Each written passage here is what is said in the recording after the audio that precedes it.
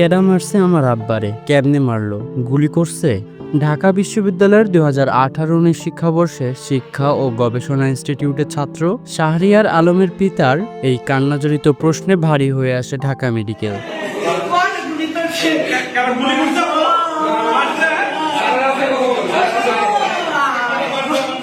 গতকাল রাত 12টার দিকে সোহরাওয়ার্দী উদ্যানের মুক্তমঞ্চের পাশেই ছুরিকাঘাতে হত্যা করা হয় শাহরিয়ার আলমকে।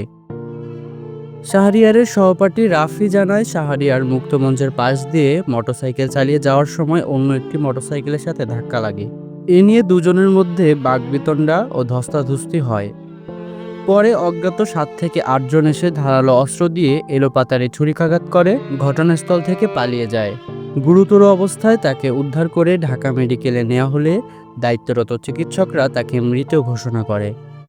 নিহত শাহরিয়ার আলম স্যার এএফ রহমান হল শাখা ছাত্রদলের সাহিত্য ও প্রকাশনা সম্পাদক ছিলেন। তিনি একই হলের 222 নম্বর রুমে থাকতেন। তার বাড়ি সিরাজগঞ্জের উল্লাপাড়া থানায়। এ ঘটনায় হত্যাকাণ্ডের বিচার ও নিরাপদ ঢাবির দাবিতে তাৎক্ষণিক বিক্ষোভ মিছিল করছে শিক্ষার্থীরা।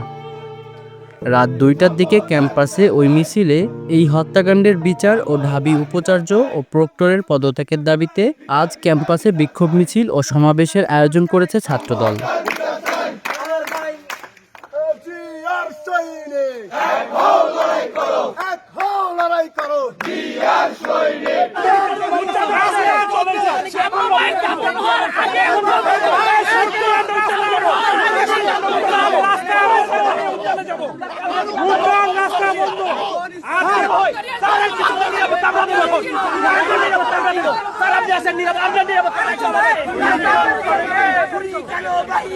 আমার ভাই কবরে